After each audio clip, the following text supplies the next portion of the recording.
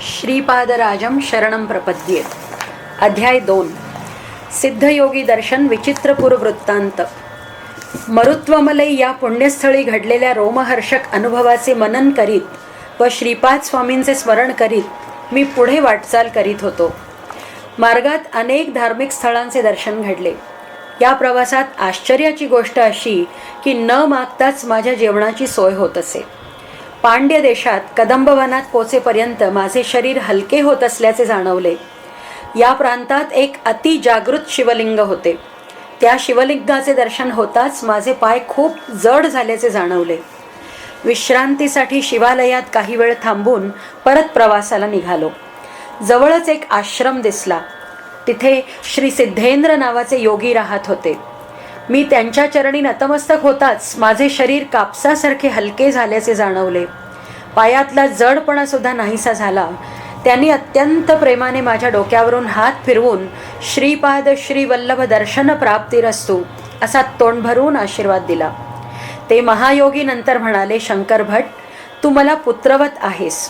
तू दर्शन घेतलेले शिवलिंग अत्यंत जागृत आहे. त्याची कथा देखील अत्यंत रंजक आहे. प्राचीन काळी देवेंद्राने आपल्या सामर्थ्याने अनेक राक्षसांना मारून विजय मिळवला होता. परंतु त्यांच्यातील एक राक्षस पळून गेला आणि त्याने महादेवाची तपश्चर्या करायला सुरुवात केली. तो ध्यानस्थ असतानाच इंद्राने त्या राक्षसाला ठार केले आणि त्या हत्येचे मोठे पाप इंद्राला लागले. त्याचे तेज लोप पाहून तो अगदी निस्तेज दिसू लागला. या पापाचे क्षालन करण्यासाठी त्याने अनेक तीर्थांचे दर्शन घेतले. पापनाशासाठी इंद्राने कदंबवनात प्रवेश करताच आपले पाप नाहीसे होत असल्याचे त्याला जाणवले. तो पूर्वीसारखा तेजस्वी दिसू लागला आणि त्याला या गोष्टीचे आश्चर्य वाटले.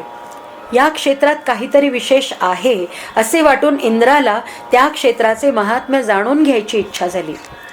शोध घेतल्यावर त्या क्षेत्रात ते महिमान्वित शिवलिंग आढळले. मोठ्या भक्तिभावाने त्या शिवलिंगाचे पूजन करून त्याने त्या स्वयंभूलिंगावर एक देवालय बांधले. असे हे शिवलिंग समस्त पापांचे नाश करणारे आणि मंगलदायक आहे आणि विशेष पुण्यवंतांनाच याचे दर्शन घडते.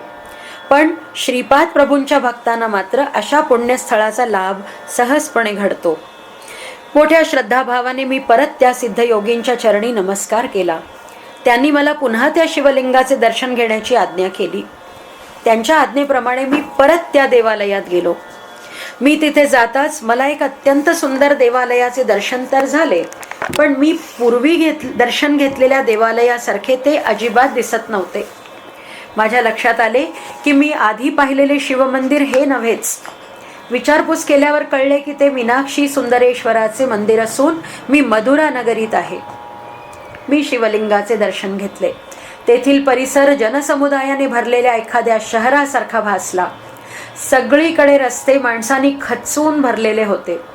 खूप शोधूनही श्री सिद्धयोगींद्रांचा आश्रम सापडत नव्हता. श्रीपाद श्रीवल्लभांचे नामस्मरण करीत सुचेल त्या मार्गावर चालू लागलो. सूर्यास्त झाला होता. काळोख पडू लागला. तेवढ्यात माझ्या मागून प्रकाशाचा झोत आल्यासारखा जाणवल्यामुळे मी मागे वळून पाहिले. माझ्या मागे 3 शिरे असलेला एक सर्प येत होता. त्याच्या तिन्ही फण्यांवर 3 दिव्य मणी लखलखत होते. तो प्रकाशाचा झोत त्या मण्यांचाच होता. मी भयभीत झालो. मी थांबलो की तो नागही थांबत असे. मनातल्या मनात तर श्रीपाद स्वामींचे नामस्मरण सुरू होतेच, पण नकळत मी ते नाम जोरात घेऊ लागलो. शेवटी कसाबसा मी श्री सिद्धयोगींद्रांच्या आश्रमात येऊन पोचलो. मी तिथे पोचताच तो दिव्य सर्प व त्याचा प्रकाश तात्काळ अदृश्य झाला. श्री सिद्धयोगींद्र स्वामींनी मला मोठ्या प्रेमाने आत बोलवून माझे स्वागत केले आणि मला भाजलेले गरम गरम चणे केळीच्या पानावर प्रसाद म्हणून दिले. मी पोटभर चणे खाल्ले. माझी छाती धडधडत होती. श्री सिद्धयोगींद्र स्वामींनी प्रेमळपणे माझ्या छातीवरून हात फिरवला आणि आपला दिव्य हात माझ्या डोक्यावर ठेवला. त्या करुणामय स्पर्शाने माझ्या हृदयातील धडधड नाहीशी झाली. मनातले सर्व वाईट विचार आणि दुष्ट संकल्प बाहेर निघून जात असल्याचे जाणवले. शरीरात उष्णता वाढली आणि मला ग्लानी आली. श्री दत्त महिमा श्रीपाद शिवल्लभ स्वामींचा अनुग्रह संपादन करण्यास योग्यता. त्यावेळी ते सिद्धयोगी म्हणाले, हे शंकर भट, तू आधी आणि नंतर दर्शन केलेले सुंदरेश्वराचे मंदिर आणि शिवलिंग एकच आहे. ती दोन वेगवेगळी देवालये नाहीत. तुला अशा दोन प्रकारचे अनुभव प्रसाद रूपाने देण्याची आज्ञा श्री दत्तात्रेयांनीच केली होती. श्री दत्तांच्या कृपात प्रसादाने काळाला मागे करून देवेंद्र निर्मित देऊळ, त्याने प्रतिष्ठापना केलेली मूर्ती आणि त्यावेळेचा परिसर आधी तुला दाखवला. तू पाहिलेली सारी सृष्टी व त्याचा भास हीच परमेश्वराची माया. सर्वच चैतन्य रूप आहे, परंतु चैतन्य स्वरूप श्री भगवान दत्तात्रेय म्हणजे शाश्वत वर्तमान. श्री दत्तप्रभूंच्या केवळ संकल्पानेच भविष्य वर्तमानात, वर्तमान भूतकाळात आणि भूतकाळ वर्तमानात बदलू शकतो. भूतकाळातील घडलेल्या, वर्तमान काळात घडत असलेल्या आणि भविष्य काळात घडणाऱ्या साऱ्या घटना श्री दत्तप्रभूंच्या संकल्पाप्रमाणे घडतात. एखादी गोष्ट घडणे, न घडणे किंवा वेगळ्या प्रकारे विचित्रपणे घडणे याला श्री दत्तप्रभूंचा संकल्पच कारणीभूत असतो. ज्या संकल्पाने सृष्टीची निर्मिती, स्थिती व लय होत असते तो महासंकल्प म्हणजे श्री दत्तात्रेय आहेत. तेच सध्या सगुण रूपात पीठिकापुरम क्षेत्री श्रीपाद श्रीवल्लभ नावाने अवतरले आहेत. पीठिकापुरातील लोकांनी त्यांना ओळखले नाही, त्यांचे सत्य स्वरूप जाणले नाही. गुरुतत्व जाणण्यास ते असमर्थ ठरले. कुरवपूरचे कोळी मात्र अल्पज्ञ असूनही श्रीपादांवरील अपार श्रद्धेमुळे ब्रह्मज्ञान मिळवून आनंदाने भवसागर तरले. श्रीपाद श्रीवल्लभांची कृपा प्राप्त व्हायला आपल्यातील अहंकार समूळ नष्ट व्हायला हवा. काम, क्रोध, लोभ, मोह, मद, मत्सर या षड्रिपूंच्या जाळ्यातून मुक्त झालेल्या शुद्ध हृदयावर स्वामींच्या कृपेचा वर्षाव व्हायला क्षणाचाही विलंब होत नाही.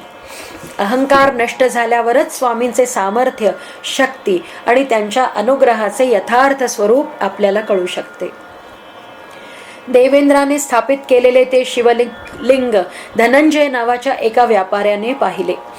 त्याने त्या शिवलिंगाचा महिमा आपल्या देशाचा राजा कुलशेखर पांडे याला सांगितला. ही शिवाज्ञाच मानून राजा कुलशेखराने त्या मंदिराच्या जीर्णोद्धाराचे कार्य हाती घेऊन अवतीभवती एक नगर वसवले. त्याचेच नाव मदुराई असे झाले. कुलशेखर याचा पुत्र मलयध्वज. या मलयध्वज पांडे याने पुत्रप्राप्तीसाठी पुत्रकामेष्टी यज्ञ केला. त्या यज्ञकुंडातून एक 3 वर्षाची अत्यंत लावण्यवती कन्या अवतरली. ही कन्या म्हणजेच मीनाक्षी देवी. तिचा विवाह सुंदरेश्वराबरोबर झाला. हा विवाह सोहळा प्रत्यक्ष भगवान विष्णूंनी अत्यंत थाटात संपन्न करून स्वतः कन्यादान केले होते. शिवाच्या जटेतून उत्पन्न झालेली वेगवती नदी या मदुरा नगरीला पावन करीत वाहते. त्या नदीमुळे त्या परिसरातील प्रदेश अत्यंत सुपीक होऊन निसर्गरम्य झाला. ही कथा सांगून श्री सिद्ध योगींद्र पुढे म्हणाले, बेटा शंकर भट्टा, सृष्टीच्या प्रत्येक वस्तूत प्रकंपने निर्माण होत असतात. प्रत्येक वस्तू स्पंदनशील आहे. वेगवेगळ्या प्रकारच्या प्रकंपनांमुळे आणि स्पंदनांमुळे व्यक्तींमध्ये आकर्षण किंवा विकर्षण होते. पुण्यकर्म, उत्तम आचार व विचारांनी स्थूल, सूक्ष्म व कारण देहात पुण्यरूपी प्रकंपन होते आणि पापकर्माने पापरूपी प्रकंपन होते. मानवाच्या विशेष पुण्यामुळे मनुष्याला पुण्यशील व्यक्तींचा सहवास अर्थात सत्संग घडतो आणि पुण्यस्थळांचे दर्शन होऊन त्याची पुण्यकर्माबद्दलची आसक्ती वाढत जाते आणि पापांचा नाश होतो. काळ, सद्गुण, दुर्गुण व अन्य कारणांचा परिणाम म्हणून विविध घटना घडत असतात. माझ्या मनात कुरवपूरला पोचण्याची उत्कंठा होती. मी निश्चय केला की श्रीपाद स्वामींच्या पवित्र चरणांना सोडून मी कुठेही जाणार नाही. स्वामी म्हणाले, अरे बाबा शंकर भट, श्रीपाद श्रीवल्लभांची तुझ्यावर अपार कृपा असल्यामुळेच तू इथवर येऊ शकलास. धनंजय नावाच्या त्या व्यापाऱ्याने दिव्य शिवलिंगाबद्दल माहिती पांड्य राजा कुलशेखर याला दिल्यामुळे त्याला महापुण्य प्राप्त झाले. या विशेष पुण्यामुळेच पुढच्या जन्मात तो आंध्र प्रांताच्या बृहतशिला नगराचा राजा कुसुमश्रेष्ठी या नावाने जन्माला आला व साक्षात जगन्मातेचा पिता होण्याचे भाग्य त्याला लाभले. नंदीश्वराच्या एका अंशाने त्याचा पुत्र म्हणजे अंबिकेचा भाऊ विरूपाक्ष या रूपाने जन्माला आला. श्री दत्तप्रभूंनी आपला एक अंश विरूपाक्ष याच्यात समाविष्ट केला. बृहतशिला नगरात जन्मलेली जगन्माता अंबिका वासवी या नावाने प्रसिद्ध झाली. श्री वासवी कन्यका परमेश्वरी म्हणजे साक्षात अंबिका देवी आणि त्रिमूर्त्यात्मक दत्तात्रेय स्वरूपी श्रीपाद श्रीवल्लभ म्हणजे साक्षात श्रीमन नारायण हे फक्त ज्ञानी लोकच जाणू शकतात. श्रावण शुद्ध पौर्णिमेला अंबिका मातेने श्रीपाद श्रीवल्लभांना राखी बांधली हे गूढ आहे. सर्वसामान्यांना सांगण्याचा हा विषय नसूनही श्रीपाद स्वामींच्या आज्ञेने मी हे तुला सांगितले. श्रावण शुद्ध पौर्णिमेच्या दिवशी अंबिकेच्या देवळात किंवा दत्तक्षेत्रात मूर्तीचे दर्शन विशेष पुण्यदायी असते. शिव आणि केशव हे अभेद तत्व आहे. त्यांना भेददृष्टीने पाहणे पापदायी ठरते. एकादशीच्या दिवशी समस्त पापे अन्नात समाविष्ट झालेली असतात. त्यामुळे एकादशीला उपवास करून द्वादशीला योग्य ब्राह्मणाला अन्नदान केल्यास त्याचे उत्तम फळ प्राप्त होते आणि सर्व पापे नष्ट होतात. एकादशीच्या दिवशी उपवास करून द्वादशीला उत्तम ब्राह्मणाला भोजन देऊन स्वतः सुद्धा उपवास सोडला तर त्याचे मध्यम फळ प्राप्त होते. पुण्य तर अवश्य मिळते पण पाप नाश होत नाही. आणि एकादशीच्या दिवशी उपवास करून द्वादशीला ब्राह्मणाला भोजन न देता जो स्वतः अन्न ग्रहण करतो त्याला अल्प फळ प्राप्त होते. अर्थात अल्प पुण्यच मिळते आणि पापही नष्ट होत नाही. मी सिद्धयोगींद्र स्वामींना कुतूहलाने विचारले की अंबिका मातेने वासवी कन्यका परमेश्वरीचा अवतार का घेतला? कृपया विस्ताराने सांगावे. सिद्धयोगींद्र स्वामी त्यावर हसून म्हणाले, बेटा, तुला पवित्र ज्ञानाची माहिती ऐकण्याची आवड आहे. असा एक नियम आहे की दैवरहस्य फक्त जिज्ञासू आणि सत्पात्र व्यक्तींनाच सांगितले जावे. अयोग्य वा तर्कवितर्क करणाऱ्या वा नास्तिक लोकांना दैवलीला किंवा दैवरहस्य सांगणे हे पापदायी ठरते. पुढे ते म्हणाले, श्रीमन नारायण यांचे एक नाव उपेंद्र असेही आहे. एकदा इंद्राने श्रीमन नारायणांना म्हटले, स्वामी, उपेंद्र नाव असल्यामुळे आपण माझे भाऊ व अंबिका माता माझी बहीण झाली. उपेंद्र या नावाने जसे माझ्या नावाचे स्मरण होते त्याप्रमाणे अंबिका मातेला देखील असे नाव असावे की त्यातून माझ्या नावाचे स्मरण होईल. श्रीमन नारायण हसून म्हणाले, होय, तुझे म्हणणे खरे आहे. तू स्वतःच त्याबद्दल अंबिकेला विचार. काही काळ लोटला. दानवांचा वध केल्याने देव गर्वाने उन्मत्त झाले. त्यांचा गर्वहरण करण्याची वेळ जवळ आली. परतत्वाने यक्षाचे रूप घेतले. यक्षरूपाने एक तृणरूप धारण करून वायूला त्याला उडवायला सांगितले. वायू ते तृण उडवू शकला नाही. अग्नी त्याला जाळू शकला नाही. अशा प्रकारे देवगण अपमानित झाले. देवेंद्राने जाणले की ते यक्षरूप नसून साक्षात परतत्व आहे. या परतत्वाने अंबिकेचे रूप घेतले. इंद्राने तिची स्तुती केली तेव्हा अंबिकेने प्रसन्न होऊन वचन दिले की कलियुगात जेव्हा ती बृहतशिला नगरीत अवतार घेईल तेव्हा तिचे नाव वासवी असेल, ज्यामुळे इंद्राच्या म्हणजे वासव या नावाचे स्मरण होईल. त्याप्रमाणे ती वासवी कन्यका परमेश्वरी रूपात अवतरली. बेटा, प्रत्येक लहान सहान घटना देखील काल, कर्म व कारणामुळे घडत असते. श्रीमन नारायण देवकी वसुदेवाच्या घरी पुत्र म्हणून जन्माला येण्यापूर्वीच अंबिकेने योगमायेचे रूप घेतले. कंस योगमायेचा वध करण्यास उद्युक्त होताच तिने आकाशामध्ये दिव्य आणि तेजोमय अशी आकृती धारण केली. श्रीकृष्णावतारामध्ये नारायणांना मामाचे प्रेम मिळाले नव्हते. ती उणीव श्रीपाद श्रीवल्लभांच्या अवतारात दूर होईल तेव्हा त्यांना मामांचे भरपूर प्रेम मिळेल. श्रीपाद श्रीवल्लभांना आपले अपत्य समजून त्यांची आराधना करणाऱ्यांच्या घरात श्रीपाद अदृश्य रूपात वास करतील. जे श्री वासवी कन्यका परमेश्वरीची वात्सल्य भक्तीने आराधना करतील त्यांच्या घरी लहान मुलीच्या रूपात देवीचा वास असेल. एवढेच नव्हे तर ते तिच्या पायातील पैंजणांचा ध्वनी सुद्धा ऐकू शकतील. हे कलियुगातील परमसत्य आहे. यात संशय बाळगण्याचे कारण नाही. तू आता विश्रांती घे. सतत श्रीपादांचे स्मरण करीत राहा. त्यामुळे तुझ्या अनेक जन्मातील पापांचा नाश होईल. मी खूप थकल्यामुळे लगेच मला गाढ झोप लागली. मी माझ्या सद्भाग्याबद्दल विचार करून आश्चर्यचकित झालो. माझ्या मनात श्रीपाद प्रभूंच्या दर्शनाची ओढ क्षणाक्षणाला वाढत होती. दुसऱ्या दिवशी सकाळी उठल्यावर मला आश्चर्याचा धक्काच बसला. आसपास कुणीही नव्हते आणि मी एका उंच अशा टेकडीवर औदुंबराच्या झाडाखाली होतो. रात्री मी ज्या सिद्धयोगींद्रांच्या आश्रमात होतो तो आश्रम कुठेच दिसत नव्हता.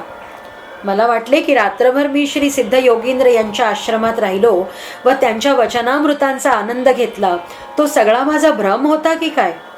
श्री सिद्ध योगींद्र कोणी जादूगार किंवा मायावी सैतान तर नाहीत? मनात असे नाना विचार येऊ लागले. श्री सिद्ध योगींद्र दत्तप्रभूंच्या बद्दल जे बोलले होते ते शब्द अजूनही कानात स्पष्ट ऐकू येत होते.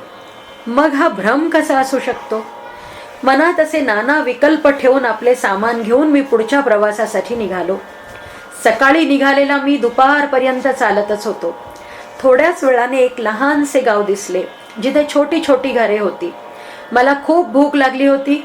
मी ब्राह्मण असल्या कारणाने ब्राह्मण सोडून इतर कुणाकडेही जेवत नसे. कुणाकडून शिधा मिळाल्या स्वतःच स्वयंपाक करून जेवावे असे मी ठरवले. त्या गावात एखाद्या ब्राह्मणाचे घर आहे का याबद्दल शंका वाटली, म्हणून मी गावकऱ्यांना त्याबद्दल विचारपूस केली. त्यातल्या एका गावकऱ्याने सांगितले, अहो महाराज, हे तर हरिजन लोकांचे गाव आहे. मी या गावाचा प्रमुख आहे. आमच्या गावात एकही ब्राह्मण नाही. तुमची हरकत नसल्यास आम्ही तुमच्यासाठी फळे आणि मध आणून देऊ शकतो. मार्गामध्ये शूद्रवद आचरेत असे म्हणतात, त्यामुळे आता मला कुणीही काहीही दिले तर ते स्वीकारायचा निश्चय मी केला आहे. गावकऱ्यांनी त्या खोल अरुंद दरीत उपलब्ध असलेली फळे आणि मध मला आणून दिले. मी ते खाणार एवढ्यात एक कावळा उडत आला आणि माझ्या डोक्यावर बसून चोचीने माझ्या डोक्याला टोचू लागला. त्याला हकलण्याचे माझे सगळे प्रयत्न व्यर्थ ठरले. तेवढ्यात शेजारीच असलेल्या झाडावर निर्भयपणे बसले 4-5 कावळे उडत उडत आले आणि माझ्या हातावर खांद्यावर बसून चोचीने माझ्या शरीराला प्रहार करू लागले. माझ्या शरीरावर त्यामुळे जखमा होऊ लागल्या. मी घाबरून पळू लागलो तर ते कावळे पण माझा पाठलाग करू लागले. गावकरी माझी काहीही मदत करू शकले नाहीत. तो गाव प्रमुख म्हणाला, अरे हा तर फारच विचित्र प्रकार घडलाय. खरं तर आमच्या या परिसरात कावळे कधी कुणाला इजा करीत नाहीत. घडलेला प्रकार बघून आम्हालाही आश्चर्य होतोय की आज एक कावळे एवढे क्रूर आणि दुराग्रही कसे झाले. बहुतेक तुम्ही कोण्या सिद्ध पुरुषाची निंदा केली असावी किंवा त्यांचा अपमान केला असावा आणि त्याच्या शापामुळे तुम्हाला ही शिक्षा भोगावी लागत आहे. या शिक्षाक्रमात आम्ही बाधक झालो तर त्या सिद्ध पुरुषाचा कोप आमच्यावरही ओढवेल.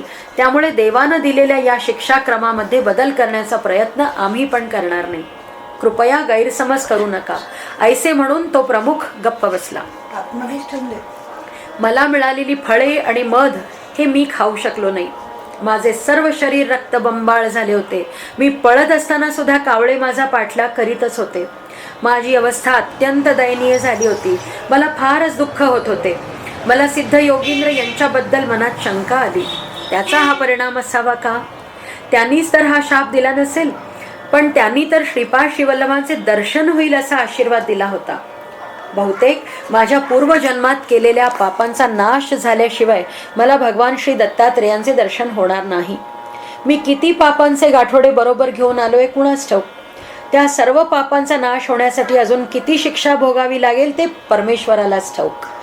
श्रीपाद श्रीवल्लभांचे दर्शन व्हावे, स्वामींच्या या आशीर्वादातही एवढी संकटे लपलेली आहेत का? अरे देवा, मला तू अजून किती शिक्षा देणार आहेस आणि त्यातून माझे रक्षण कोण करणार?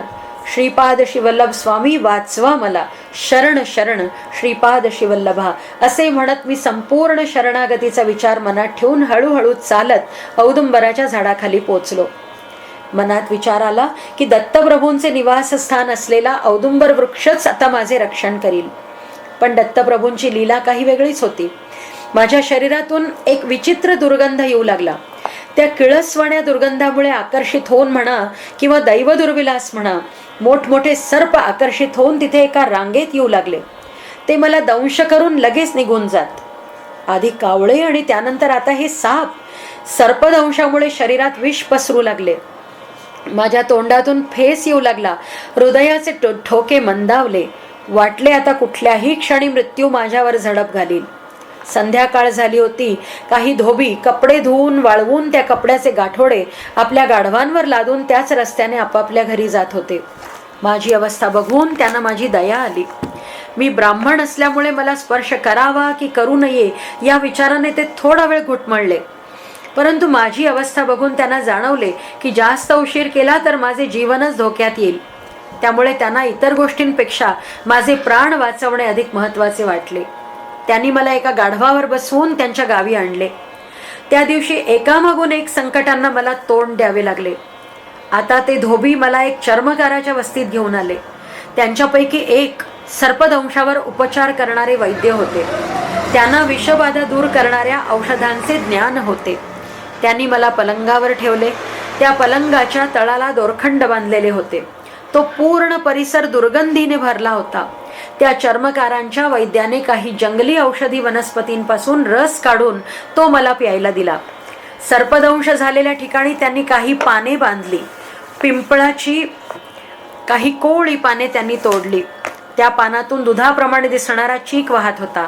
त्या पानाची देठे त्यांनी माझ्या दोन्ही कानात ठेवली. मला तीव्र वेदना होत असल्याने मी उठून पळून जाण्याचा प्रयत्न केला. 2 सशक्त माणसांनी मला घट्ट धरून ठेवले होते. मी असहाय्य स्थितीत तसेच पडून राहिलो. त्या वैद्यांनी आपल्या सहकाऱ्यांना सांगितले की ते शरीरातले विष जसजसे पिंपळाच्या पानात उतरेल तसतसा हा माणूस मोठमोठ्याने ओरडेल. तुम्ही याला घट्ट धरून ठेवा. काही वेळाने संपूर्ण विष उतरल्यावर मला बरे वाटले. ती संपूर्ण रात्र मी त्या वैद्यांच्याच घरी होतो. ते वैद्य दत्तप्रभूंचे भक्त होते. ते रात्रीच्या वेळी आपल्या कुटुंबियांसह अत्यंत मधुर आवाजात दत्तप्रभूंचे दत्त दिगंबर श्रीपाद वल्लभ दिगंबर असे भजन गात होते. मी पलंगावर निजलो होतो. त्यांच्या त्या रसभरीत नामसंकीर्तनाने माझे हृदय पुलकित झाले. ते माझे गुरुबंधूच असल्याने आमच्यात एक आध्यात्मिक नाते निर्माण होऊन त्यांच्याबद्दल मला खूप प्रेम आणि आपलेपणा जाणवला. परंतु दुसऱ्याच क्षणी मी एका श्रेष्ठ ब्राह्मण जातीत जन्माला आलो आहे आणि तो तर चर्मकारांसारख्या हीन कुळातील आहे असा विचार माझ्या मनात आला. त्यांच्याच उपचाराने मी मृत्युमुखातून परत आलो होतो. त्यांचे ते उपकार कसे फेडावे तेही मला समजत नव्हते. वल्लभदासांचा शंकर भट्ट यांना उपदेश. भजन संपून ते वैद्य माझ्या जवळ आले. त्यांचे डोळे जणू करुण रसाचा वर्षाव करीत होते. त्यांच्या डोळ्यात आत्मानुभूतीची प्रतीती दिसत होती. हे कोणी योगी आहेत की काय अशी शंका माझ्या मनात येताच माझ्याकडे बघून म्हणाले, माझे नाव वल्लभदास. मी चर्मकार आहे. मी हीन कुळात जन्माला आलोय, पण मला माहिती आहे की तुम्ही श्रीपाद श्रीवल्लभांच्या दर्शनासाठी निघाला आहात. तुम्हाला कावळ्यांनी जो त्रास दिला व सर्पदंश झाला त्याचे कारणही मी जाणतो. तुमचे नाव शंकर भट्ट आहे हेही मला ठाऊक आहे. त्यांच्या त्या अचूक बोलण्याने मी विस्मित झालो. मला वाटले या वैद्यांना ज्योतिषशास्त्राचे ज्ञान असावे. हा विचार मनात येताच लगेच वल्लभदास म्हणाले, मी ज्योतिषी नाही. श्री पीठिकापुरम म्हणजे पंडितांचे माहेरघर. सांग वेदांत सम्राट अशी पदवी मिळवलेले श्री मल्लादी बापन्नावधानुलू हेही याच पुण्यभूमीत राहत होते. ज्या परमेश्वराचे वर्णन अचूकपणे करणे वेदांनाही अशक्य वाटल्याने ते फक्त नेती नेती म्हणून मौन राहिले, त्या विधात्याने, त्या सृष्टीकर्त्याने पीठापूरच्या पुण्यभूमीत श्रीपाद श्रीवल्लभ या नावाने जन्म घेतला आहे. परंतु अत्यंत ज्ञानी असलेले हे पंडित अहंकारामुळे श्रीपाद प्रभूंचे खरे स्वरूप न जाणता त्यांच्यापासून दुरावले. शुष्क वेदांताचा अर्थहीन तर्कवितर्क करणारे पंडित श्रीपाद श्रीवल्लभांच्या कृपेस पात्र होऊ शकले नाही. श्रीपाद प्रभूंची कृपा होण्यासाठी प्रकांड पांडित्याची गरज नाही. तुला टोचून जखमा केलेले ते कावळे पूर्वजन्मीचे पीठिकापुरम येथील महापंडितच होते. परंतु त्यांनी आपले संपूर्ण जीवन दत्तप्रभूंचे अवतार अशा श्रीपादांच्या दिव्य तत्वाला न ओळखता व्यर्थ घालवले. त्यांना वेद मुखोद्गत होते, पण त्याचा काय उपयोग? क्रम, जटा, स्वाध्याय असे शब्द वारंवार उच्चारून ते आपल्या अहंकाराचे व उद्धटपणाचे प्रदर्शन करीत होते. मृत्यूनंतर ते स्वर्गात गेले. तिथे इंद्राने त्यांच्यावर स्तुती सुमनांचा वर्षाव करीत म्हटले, अहो तुम्ही तर क्रमांत आहात, घनपाठी आहात. तुम्ही जटा व तर्क यातही पारंगत आहात. काय हे भाग्य! तुम्ही शेकडो हजारो वेळा वेदांताचे पठन केले आहे. किती पुण्यवान आहात तुम्ही! तुमच्या केवळ या पुण्यामुळे तुम्ही स्वर्गात पाऊल ठेवू शकलात. इंद्रलोकातील सर्वच लोकांनी त्यांची भरभरून स्तुती केली. परंतु हे सर्व पंडित भुकेने तळमळत होते. स्वर्गात दिव्य अमृत मिळते, त्यामुळे भूक तहान लागत नाही असे त्यांनी ऐकले होते. त्यांच्याकडे सर्वांनीच दुर्लक्ष केल्याने त्यांनी हा प्रश्न इंद्राला विचारला. तेव्हा देवेंद्राने उत्तर दिले, वेद म्हणजे प्रत्यक्ष परमेश्वराचे श्वास निश्वास. परमेश्वर अनंत, अमर्याद व अमर असल्यामुळे वेदही अनंत असीम आहे.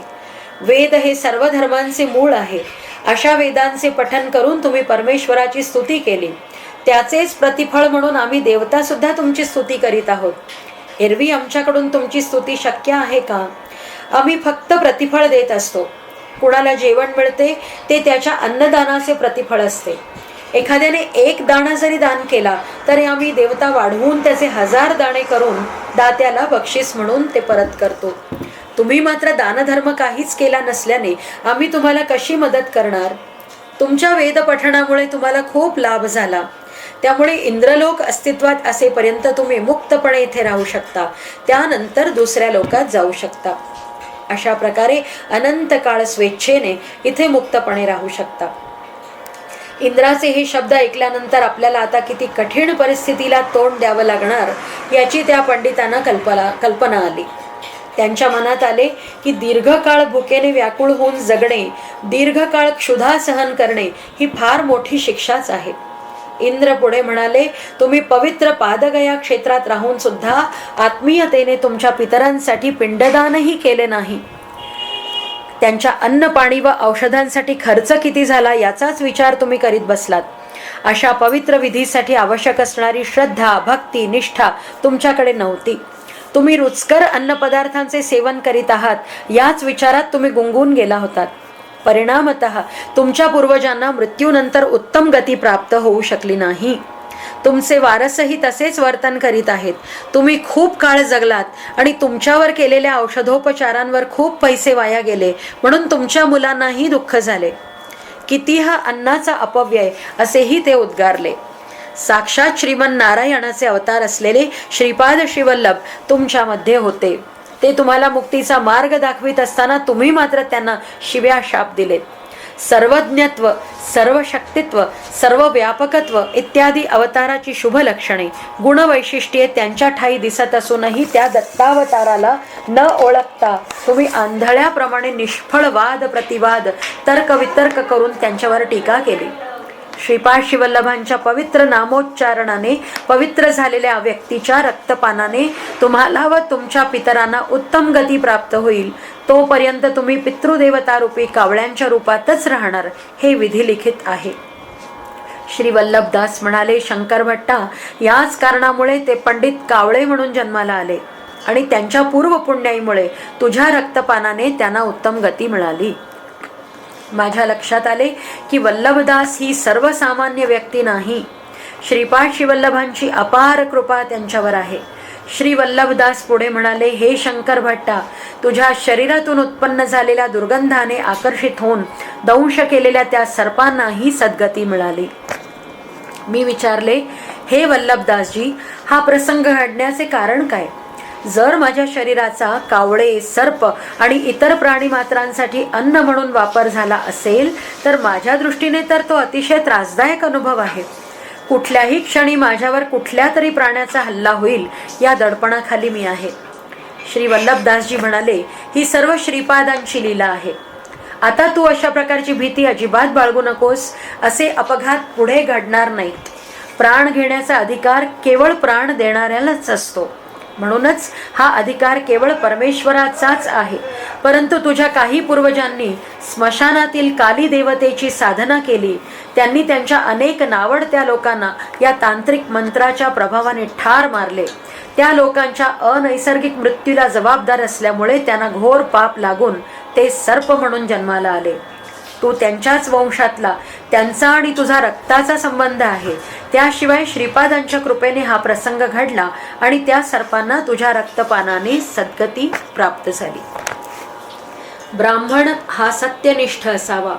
क्षत्रियांनी धर्मबद्ध असावे. वैश्याने व्यापार, गोरक्षण, गोपालन, क्रय विक्रय आदी व्यापार करून शांत वृत्तीने जगावे. त्यासाठी स्थिर वृत्ती आवश्यक आहे. शूद्राने प्रेमळपणे सेवाव्रत आचरावे. असे असूनही भगवंताच्या कृपेसाठी मात्र वर्ण, जात, कुळ, श्रीमंत, गरीब असा भेद नसतो. ब्राह्मण क्षत्रिय धर्माचे पालन करून राजा होऊ शकतो. क्षत्रिय ब्रह्मज्ञान प्राप्तीची अपेक्षा करीत ब्राह्मण होऊ शकतो. कुसुमश्रेष्ठी वैश्य होते तरी त्यांनी क्षत्रिय धर्माची निवड केली आणि ते राज्यकर्ते झालेच ना. ब्राह्मण धर्माप्रमाणे शत्रूला मारणे हे पाप आहे, पण क्षत्रिय धर्माप्रमाणे तर ते कर्तव्य आहे असे सांगितले आहे. तू ब्राह्मण असून सत्यनिष्ठ आहेस, त्यामुळे अहिंसा हा तुझा परमधर्म आहे. एखाद्या कसायाला हे लागू पडणार नाही. परमेश्वर तर केवळ भक्ताचा प्रेमभाव, श्रद्धा आणि दृढ विश्वास बघतो. ज्या कुळात वा वर्णात जन्म झाला असेल त्याच्या स्वधर्मानुसार कर्म करणे मानवाला इष्ट आहे. एखाद्या व्यक्तीला त्याच्या कर्माचे योग्य फळ हवं असेल तर जात कुठलीही असली तरी त्याने स्वीकारलेल्या धर्माची कर्तव्ये पार पाडावी. सध्या तू आजारी असल्यामुळे तुझे वैद्याबरोबर असणे आवश्यक आणि इष्ट आहे. त्यासाठीच तुला माझ्याकडे आणले आहे. हे लक्षात ठेव की श्रीपाद श्रीवल्लभांचे आपल्याकडे सतत लक्ष असते. तुझ्या बालपणी तू भगवान विष्णूंच्या स्तोत्रांचे पठन आपल्या मित्रांसह पोरकटपणाने आणि विनोदाने करीत होतास.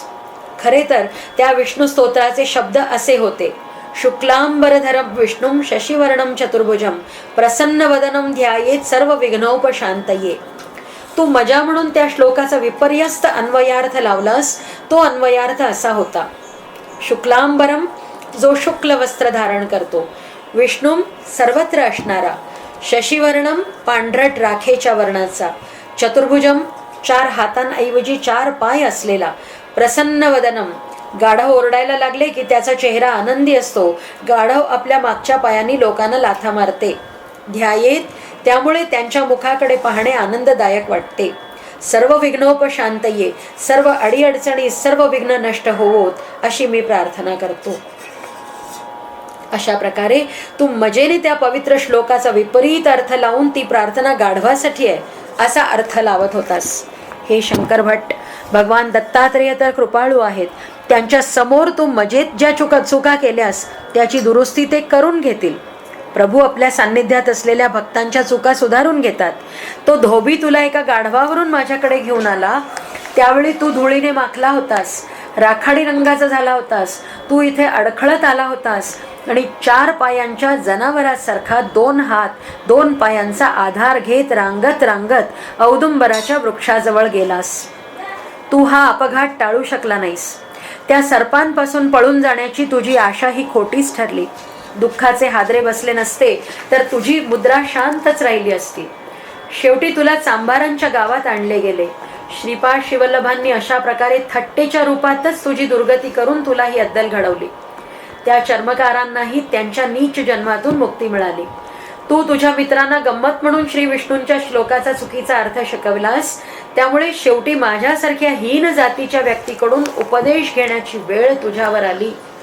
आज तू इथे आहेस, उद्या तू तुझ्या ब्राह्मण समाजाच्या लोकांमध्ये गेलास तर चुकून सुद्धा या प्रसंगाची वाच्यता त्यांच्यासमोर करू नकोस, नाहीतर ते तुला वाळीतच टाकतील. श्री वल्लभदासांच्या या हितोपदेशाने माझ्यामधला ब्राह्मण असल्याचा अहंकार कमी झाला. वल्लभदास हीन जातीचे आहेत हा भावही नष्ट झाला. उलट मला त्यांच्याबद्दल सख्या भावासारखे प्रेम जाणवू लागले.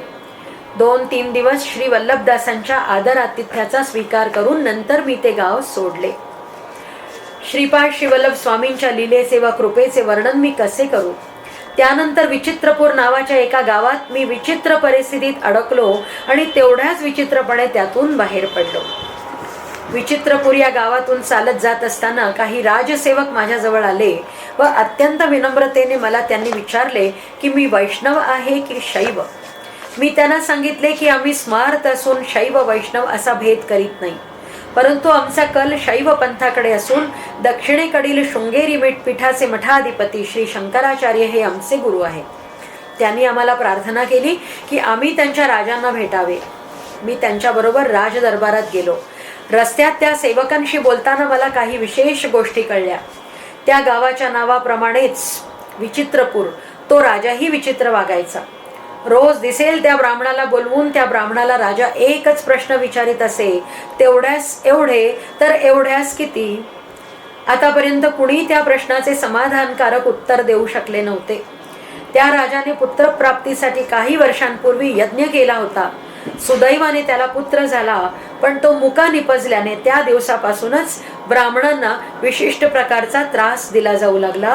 कारण त्या राजाचे असे मत होते की यज्ञात ब्राह्मणांच्या चुकीमुळेच असा मुका मुलगा जन्माला आला. त्यामुळे तेथील सर्व ब्राह्मण संकटात सापडले.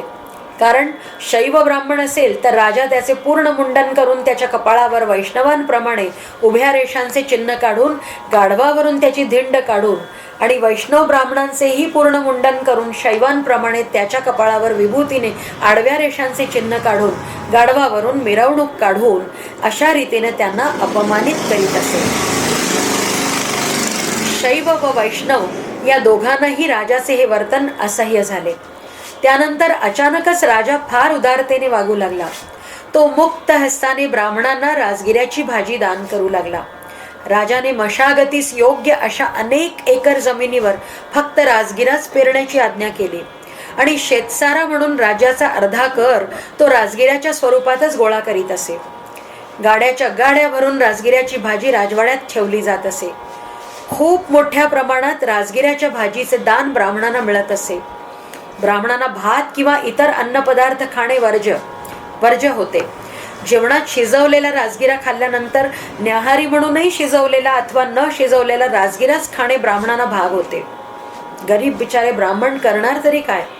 तर्कशास्त्र, तत्वज्ञान, पुराण, इतिहास इत्यादी विषयांमध्ये पंडित असल्याचा गर्व असणाऱ्या त्या ब्राह्मणांचा अहंकार गळून पडला.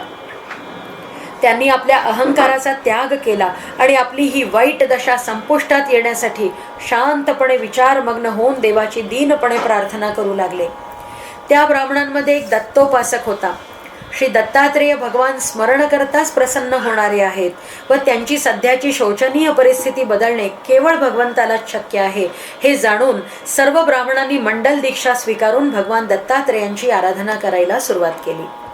राजाचा मुलगा मुका असल्याने राजाला मूक भाषेला प्रोत्साहन देण्याची इच्छा होती. त्यामुळे त्याने राजगुरूंना मूक भाषेवर संशोधनात्मक ग्रंथ लिहिण्याची सूचना केली. राजदरबारातील हे राजगुरू आधी खूप अहंकारी होते. त्यांचीच आता अतिशय दयनीय अवस्था झाली व नंतर त्यांनी मूक भाषेवर खूप विस्तृत संशोधन केले. शंकर भट्ट व महाराजांचे संवाद. मला राजापुढे उभे करण्यात आले. मी घामाघूम झालो होतो.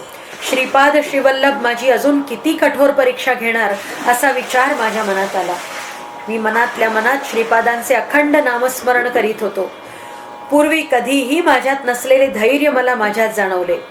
सर्वांना विचारलेला तोच प्रश्न राजाने मलाही विचारला. तेवढ्यास एवढे तर एवढ्याला किती? मी गंभीरपणे उत्तर दिले, एवढ्याला एवढेच.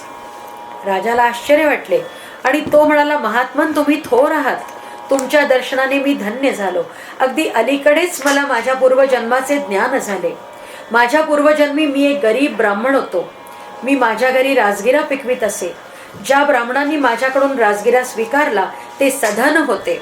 ते माझ्याकडून फुकट भाजी घ्यायचे, पण मला कधी काही काम पडले तर मदत करीत नसत. उलट कधी गावापासून दूर असलेल्या ठिकाणी श्राद्ध पक्षाला किंवा लग्न कार्याला त्यांच्याऐवजी मला पाठवत व मला यजमानांकडून मिळालेल्या दक्षिणेमधून 99% माझ्याकडून हिसकावून घेऊन 1% मला देत असत. कष्ट माझे आणि मोबदला मात्र त्यांना मिळत असे. भरीसभर म्हणजे माझ्या घरून त्यांना राजगिरा मोफतच मिळत असे. घरात हलाखीची परिस्थिती असून सुद्धा मी नेहमीप्रमाणे त्यांना राजगिरा दान करीत असे. ते ब्राह्मणही म्हणायचे की ती राजगिऱ्याची भाजी अतिशय चविष्ट असून दररोज खाल्ली तरी नुकसान करत नाही, कारण राजगिरा आरोग्यासाठी चांगला आहे. कालचक्र वेगाने फिरले. गेल्या जन्मी मी अत्यंत दरिद्री असूनही राजगिऱ्याचे दान करीत असल्यामुळे या जन्मी मी राजा म्हणून जन्माला आलो. माझ्याकडून दान स्वीकारणारे ते ब्राह्मण माझ्या राज्यात ब्राह्मण म्हणून जन्माला आले. अशा प्रकारे मी त्यांच्यापेक्षा अनेक पटींनी श्रीमंत राजा म्हणून जन्माला आलो. मागच्या जन्मी राजगिऱ्याचे दान केल्याने मी आता या जन्मी राजा झालो. आता मी मोठ्या प्रमाणावर गाड्या भरभरून राजगिरा दान करीत आहे. म्हणून मी प्रत्येकाला विचारित असतो की आता जास्तीत जास्त भाजीचे दान केल्यामुळे मला पुढे आणखी कुठली उत्तम गती मिळणार. तूच माझ्या विशिष्ट प्रश्नाचे अचूक उत्तर दिलेस, असे म्हणून राजाने आपले संभाषण संपविले. मी राजाला नंतर समजावून सांगितले, हे राजा, तुझ्या उच्च स्थितीकडे बघता तुझ्यासाठी राजगिऱ्याची किंमत नगण्य आहे. आता तर सोने हिरे माणके देण्याची कुवत असूनही तू मात्र राजगिराच दान करीत आहेस. त्यामुळे तू कितीही भाजीचे दान केलेस तरी तिच्या 100 पटीने तीच भाजी तुला मिळेल. माझ्या उत्तराने राजा खूप प्रसन्न झाला. सहजगत्या दिलेल्या माझ्या एका उत्तरामुळे राजाने आपला पूर्वजन्माचा वृत्तांत सांगितला. हे पाहून माझ्या मनाला बरे वाटले.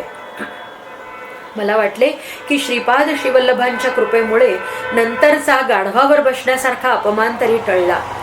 शुक्लांबरधरम विष्णू या पवित्र श्लोकाचा बालपणी मजा म्हणून चुकीचा अन्वयार्थ लावल्यामुळे मी अगोदरच गाढवावर बसलो होतोच, परंतु आता अपमानास्पद स्थितीत सतत गाढवावर बसण्यापासून मला वाचवल्याबद्दल मी मनोमन श्रीपाद श्रीवल्लभांना वंदन करून त्यांचे आभार मानले. आता यानंतर माझ्या दुसऱ्या परीक्षेला सुरुवात झाली. राजाला अत्यंत प्रिय अशा मूक भाषेत ती परीक्षा होती. राजगुरूंनीच ती परीक्षा घ्यायला सुरुवात केली. बोटांच्या खुणा करून राजगुरूंनी प्रश्न विचारला, 1 की 2?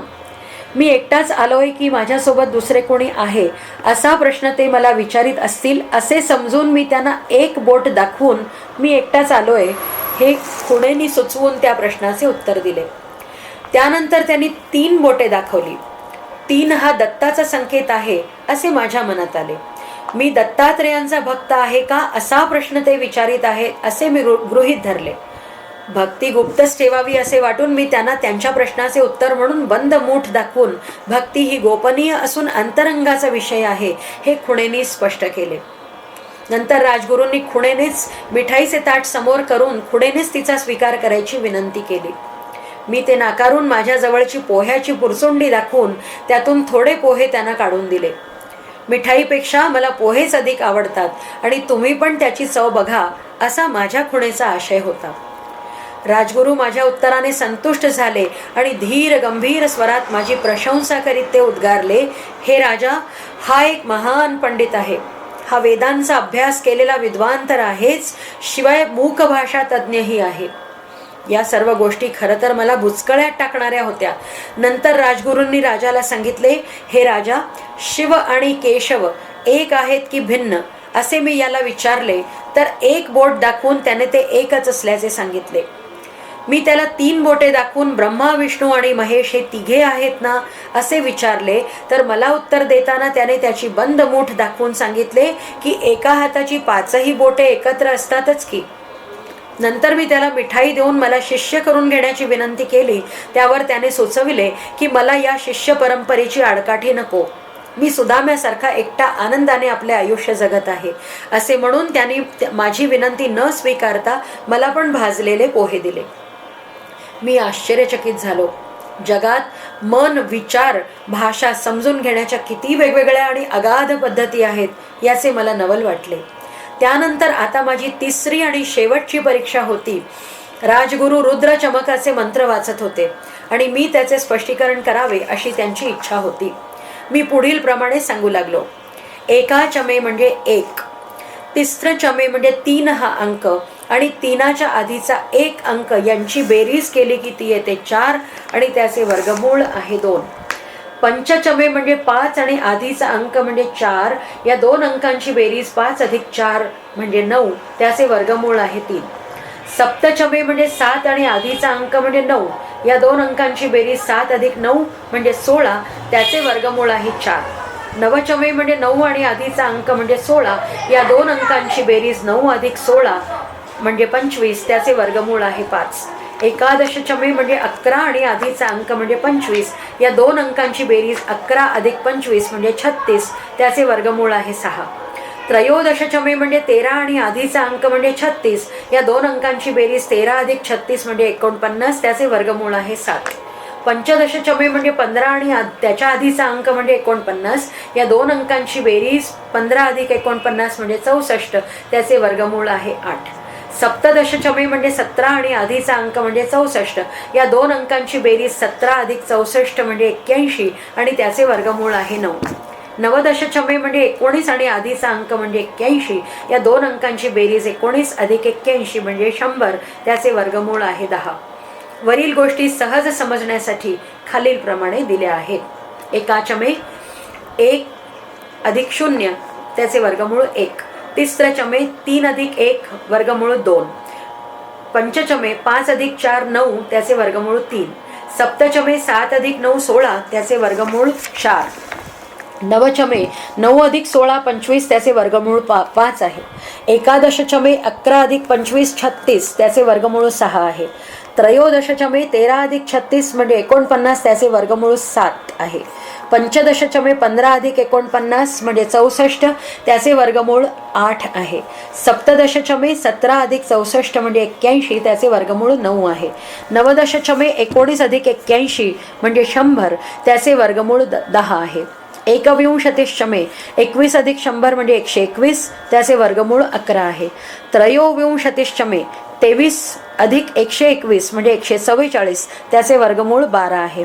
पंचविंशतिचमे 25 अधिक 144 169 त्याचे वर्गमूळ 13 आहे. सप्तविंशतिश्चमे 27 अधिक 169 म्हणजे 196 त्याचे वर्गमूळ 14 आहे. नवविंशतिश्चमे 29 अधिक 196 म्हणजे 225 त्याचे वर्गमूळ 15 आहे. एकत्रिंशतिश्चमे 31 अधिक 225 म्हणजे 256 त्याचे वर्गमूळ 16 आहे. त्रयत्रिंशतिश्चमे 33 अधिक 256 म्हणजे 289 त्याचे वर्गमूळ 17 आहे. पंचविंशतिश्चमे 35 अधिक 289 म्हणजे 324 त्याचे वर्गमूळ 18 आहे. सप्तत्रिंशतिश्चमे 37 अधिक 324 म्हणजे 361 त्याचे वर्गमूळ 19 आहे. नवत्रिंशतिश्चमे 39 अधिक 361 म्हणजे 400 आणि त्याचे वर्गमूळ 20 आहे. 20 ही संख्या 2 आणि 0 मिळून झालेली आहे. ही संख्या सृष्टीतील परमात्मा जीवात्मा, शिव व जीव, गुरु आणि शिष्य यांचे द्वैत सुचवते. त्यातून श्रीपाद शिवल्लभ हे देवांचे देव 20 या संख्येतून आहेत असे दिसून येते. दरबारातील विद्वज्जनांनी माझ्या गणितासंबंधीच्या या स्पष्टीकरणाची खूप प्रशंसा केली. माझ्या स्पष्टीकरणाचे मलाच आश्चर्य वाटले. नंतर मी पुढे म्हणालो, मी हे जे काही बोललो ते सर्व सृष्टीच्या परमाणूचे गूढ आहे. हे गूढ कणाद महर्षींना अवगत होते. परमाणूंच्या विविध संरचनेनुसार विविध धातूंची निर्मिती होते. श्रीपाद श्रीवल्लभांच्या कृपेने मी विचित्रपूरमधून याप्रमाणे विचित्र रीतीने बाहेर पडलो. श्रीपाद श्रीवल्लभांचा जय जयकार असो. अध्याय 2 समाप्त.